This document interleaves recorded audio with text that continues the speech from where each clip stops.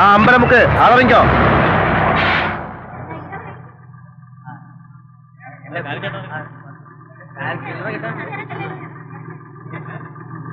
അയ്യോ, ഒരാളോട് അങ്ങനുണ്ട്. ഗൗരിയെടുത്തി ഇറങ്ങട്ടെ ഇറങ്ങട്ടെ. നല്ല ആളോ.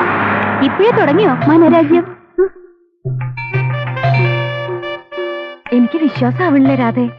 പൂമടത്തിലെ നന്ദഗോപാൽ സ്വാമി മാഷ് ചിലപ്പോ കളിപ്പിക്കാൻ പറഞ്ഞതാവോ? ഇങ്ങനെ ഒരു കാര്യം പറഞ്ഞ് മാഷ് കളിപ്പിക്കൊന്നുമില്ല. ഇത്രയ്ക്ക് പേരും പ്രശസ്തിയുള്ള ഒരു IAS കാരൻ ഒരു പാവം മാഷിന്റെ മോളെ കല്യാണം കഴിക്കാന്ന് വെച്ചാ ആർക്കാ അറിയാത്ത പി എന്ന് പേര്? ഭാഗ്യം അങ്ങേർക്കാന്ന എന്റെ തോന്നല്. ഗൗരിയെടുത്ത് കിട്ടിയാ ഇനി വച്ചടി വെച്ചിട്ട് കേറ്റാവൂ. അത്രയ്ക്ക് അഹങ്കരിക്കാനൊന്നും ഞാനില്ല. ഇതിലെന്ത് അഹങ്കാരാ? ഭാഗ്യമുണ്ടെങ്കില് അദ്ദേഹത്തിന്റെ ഭാര്യയായിട്ട് അദ്ദേഹത്തെ ശുശ്രൂഷിക്കാന്നുള്ള മോഹേ ഉള്ളൂ.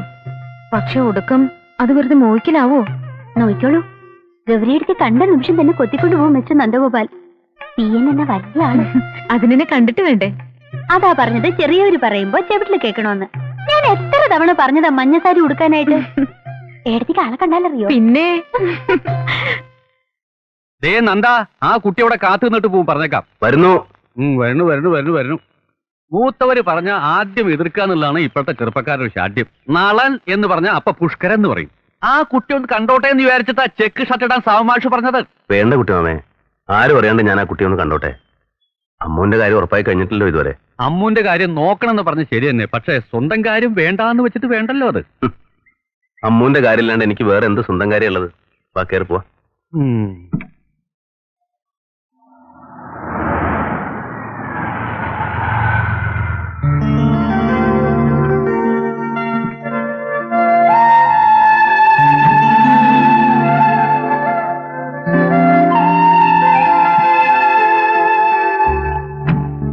വന്നിട്ടില്ലായിരിക്കും. ആ പൂച്ചയും കാണാനല്ലോ. ഏതായാലും കുറച്ചേരം നോക്കിട്ട് നമുക്ക് അങ്ങോട്ട് പോവാ. നിൽക്കണം മഞ്ഞസാരി. മാഷയുടെ മോളാണല്ലേ? അതെ. ഞാൻ ശേഖരൻ നായര്. ഹംസം. ആ നിൽക്കലാണ് നന്ദഗോപാലൻ.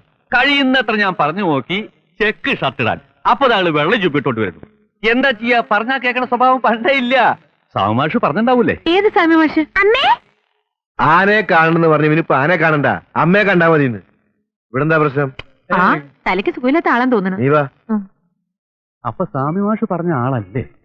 ഓരോരുത്തർക്കും ഓരോ അബദ്ധം പറ്റണത്. എന്തായി? സൈരന്ത്രി എന്ന് വെച്ച് ചെന്നപ്പോ ബ്രഹന്തള കൂടെ ഒരു ആനക്കാരനും വഷളായി. ആ പൂച്ച വരട്ടെ, എന്നിട്ടാവും ബാക്കി പകർന്നാട്ടം. ഭഗവാനേ.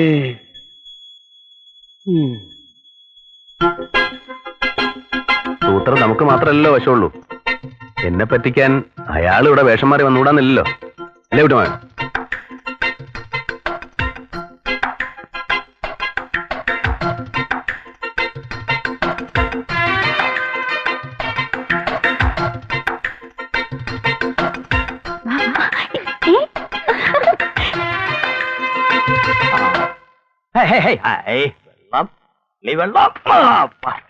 എവിടെ പോയി?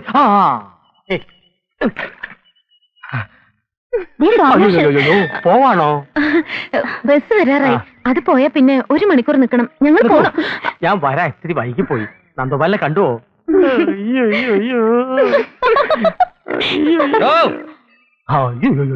താനെന്തൊരു പൂച്ചയുടെ പൂച്ച. പറയണ വാക്കിന് വ്യവസ്ഥ വേണം. 2 മൈലിലെ വളം അങ്ങോട്ട് തിരിഞ്ഞുട്ടേ ഒട്ടി ടയറേ. ഇപ്പതേ നേരെ ഇത്രയായി. മാഷയുടെ മകൾ ഇപ്പൊ അങ്ങോട്ട് പോയതേ ഉള്ളൂ. കണ്ടില്ലേ? കണ്ടു കണ്ടു കണ്ട് ഇളിഭരായി. 5 വയസ്സുള്ള ഒരു കുട്ടി. എവിടെ? ഒക്കത്ത്. അയ്യോ, 5 വയസ്സുള്ള കുട്ടി ഒക്കത്തോ? അപ്പൊ കുട്ടിയെ കണ്ടില്ലേ? ആനയെ കാണാൻ പോയിട്ട് അമ്മയെ കാണാൻ വന്ന കുട്ടി. അപ്പൊ പെൺകുട്ടിയെ കണ്ടില്ലേ? അത് അതെ അതെ, ആ ബസ്സിൽ കയറുന്ന കുട്ടിയാണ്.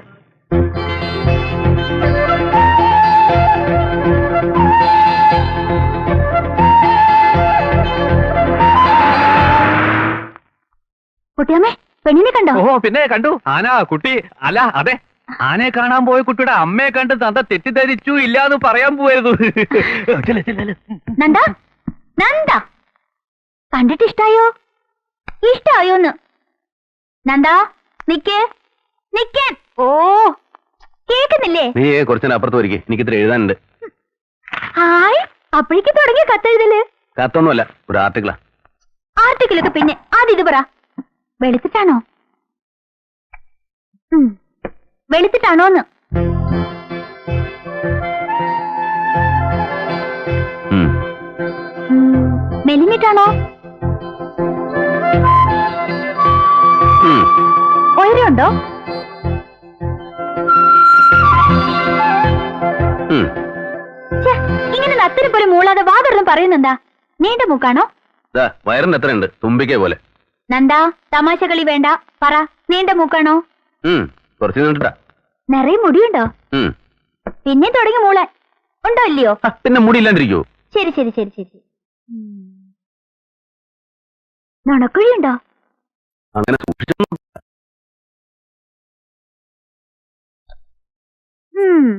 ദേ, ഇങ്ങനെ തന്നെയല്ലേ ഗൗരി?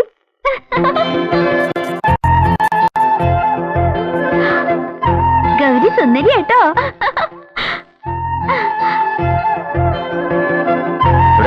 ആ, നന്ദൻ വേറെ വരച്ചു. എന്നിട്ട് വലിയ പത്രക്കാർക്ക് അയച്ചു കൊടുക്ക്.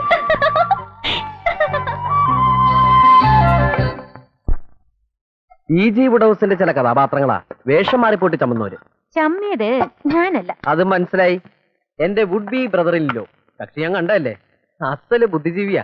പക്ഷേ ബുദ്ധിജീവികളും പെട്ടെന്ന് ചമ്മും. അത്രയ്ക്കൊന്നും കളിയാക്കണ്ട. ഓ നൊന്തോ? ഇപ്പൊ തന്നെ ഇങ്ങനെയാണെങ്കിൽ പിന്നെ കല്യാണം കഴിഞ്ഞായിരിക്കും. പോടാ. നിനക്ക് ഇഷ്ടമുള്ള ഇലയുടെ ഉണ്ടാക്കിയിട്ടുണ്ട്. ഗൗരി എടുത്തിട്ട് കൈകൊണ്ട് എന്തുണ്ടാക്കിയാലും നല്ല സ്വാദാ. സോപ്പ് ഒന്നും ഇടണ്ട മോനെ, കഴിക്കും. ഗൗരി എടുത്തേ. അതിങ്ങനെ എടുത്തിട്ട് ഇല പൊളിച്ചിട്ട് ഇങ്ങനെ വച്ചു തരുമോ? ചെറിയ കുട്ടിയെന്ന് ഇപ്പോഴും വിചാരം. പെണ്ണ് കെട്ടിക്കൊണ്ട് വരാറായി. വേണം. ആ IAS വന്ന് ഗൗരി അടുത്ത് കൊണ്ടുപോയിട്ട് വേണം എഞ്ചി ഇങ്ങോട്ട് കൊണ്ടുവരാൻ. ഓ, സഭ തുടങ്ങി. ഇന്നെന്താണോ വിഷയം? വിദ്യാർത്ഥി രാഷ്ട്രീയം. കേറി വരുമ്പോ ചില കമന്റ്സ് ഒക്കെ കേട്ടു. ഓ, ദേ, നീ ഇലയുടെ അവിടെ കൊണ്ടേ കൊടുത്തു. അല്ല, ഇലയുടെ എല്ലാവർക്കും തികയോ? രാത്രിയിലത്തേക്ക് പറഞ്ഞാൽ എനിക്ക് വേണം കേട്ടോ. കൊണ്ടേ കൊടുക്കടാ. ഓ, 4 ശ്ലോകം കേൾക്കാലെന്ന് വെച്ചിട്ട് ഞാൻ ഇങ്ങോട്ട് വന്നത്. പൊളിറ്റിക്സ് ആണെങ്കിൽ ഞാൻ പോവാ. കുട്ടികൾ പഠിക്കണ്ടോ നോക്ക്. ഈ ത്രിസന്ധിക്കോ? ഇപ്പോഴങ്ങോട്ട് ചെന്ന് അവര് ടിവിയുടെ മുമ്പിലുണ്ടാവും. അതും പഠിപ്പിന്റെ ഭാഗം തന്നെയാണെന്ന് അവര് പറയണേ. അടാ, എല്ലാവർക്കും ഓരോന്നേ ഉള്ളൂ. ഓ, ഈ സ്കൂൾ രാഷ്ട്രീയത്തെ പറ്റി വേണുവിന്റെ അഭിപ്രായം എന്താ? എന്റെ അഭിപ്രായം അടയില് കുറച്ചുകൂടി നാളികേരാവായിരുന്നു. എടോ, ഞാൻ ആരുടെ കാര്യമല്ലോ ചോദിച്ചേ. സ്കൂൾ രാഷ്ട്രീയത്തെ പറ്റിയാ ചോദിച്ചേ. അത് എന്നെ ഞാൻ പറയണേ. കഴിഞ്ഞ ഒരാഴ്ച തെങ്ങ് കയറാൻ ഒരാളെ നോക്കണു. കിട്ടണ്ടേ? ഒരു നാളികേരം കൂടി ഉണ്ടായിരുന്നെങ്കിൽ അട ഒന്നും കൂടി ഗംഗമാക്കായിരുന്നു. ഇപ്പോഴത്തെ കുട്ടികളുടെ ഒക്കെ വർത്തമാനം കേട്ടാലേ ഒരക്ഷരം മനസ്സിലാവില്ല.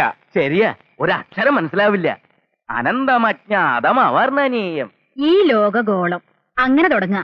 ആ അക്ഷരം ഞാൻ ചൊല്ലാം. ആഹാരജിച്ചു. ഒന്ന് നിർത്ത.